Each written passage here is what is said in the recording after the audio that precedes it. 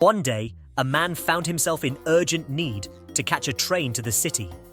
In his hurry, he ran up to a nearby farmhouse and banged loudly on the door, hoping someone inside could help him. A farmer answered the door. He looked a bit surprised to see a stranger in such a rush. The man quickly asked the farmer, "I need to get to the nearest train station as fast as possible. Can you tell me where it is and when the next train to the city leaves?" The farmer thought for a moment and then replied, "We can take a shortcut through my field over there. That should get you to the station in time to catch the 5:20 train to the city." The man was relieved to hear this and thanked the farmer. But just as he was about to run off, the farmer added something more. The farmer said, "But you should know, if my bull sees you, you'll probably make it by 5:00. The police investigators were struggling to figure out if their suspects were guilty or not. They just couldn't get them to admit anything. Then they heard about a mind reader who could supposedly identify if any person presented to him had committed a crime. They decided to give him a try. They brought the first suspect in, and instantly the man said, "This person is guilty of murder. He cold-heartedly killed a pizza delivery guy." The police officers were dumbfounded. "He must be telling the truth," they said to one another. "We haven't told him anything about this case." They brought in another suspect, and instantly the man declared, "This man is not guilty of any crimes. His neighbor, Bill Summers, framed him for a break-in." The cops were left speechless. "How does he know? We haven't shared any details about the case with him."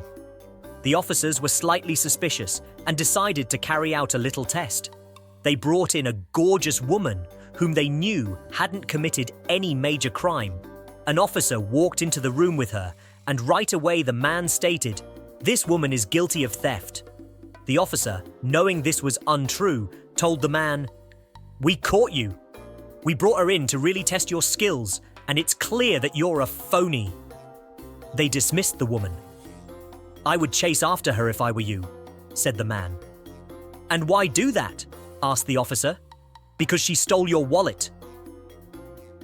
3 pets, a big dog, a small bird and a cat, all passed away and ended up in heaven.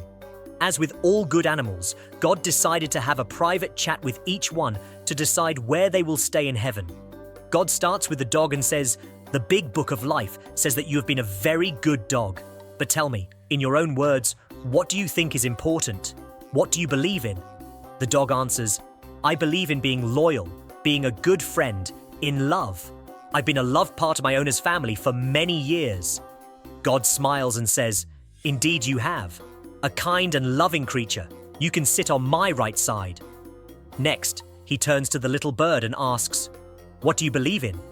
The bird says, "I believe in being colorful, showy, and making music. For many years, I have shown off my pretty feathers and filled my owner's home with songs." "Your colors are truly wonderful," God says, "and your song will be heard all around. You can sit on my lap." Finally, God turns to the cat and says, "And you, small but brave hunter, what do you believe in?" The cat, without a care, looks over at God's throne and says, "I believe you're sitting in my spot." 2 older women were outside their nursing home, having a smoke, when it started to rain.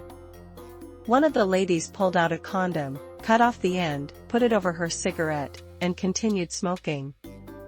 "First lady, what's that?" "Second lady, a condom. This way my cigarette doesn't get wet." "First lady, where did you get it?" "Second lady, you can get them at any drugstore." The next day, Lady 1 hobbles herself into the local drugstore and announces to the pharmacist that she wants a box of condoms. The guy, obviously embarrassed, looks at her strangely. She is, after all, over 80 years old, but very delicately asks what brand she prefers. "Doesn't matter, son, as long as it fits a camel."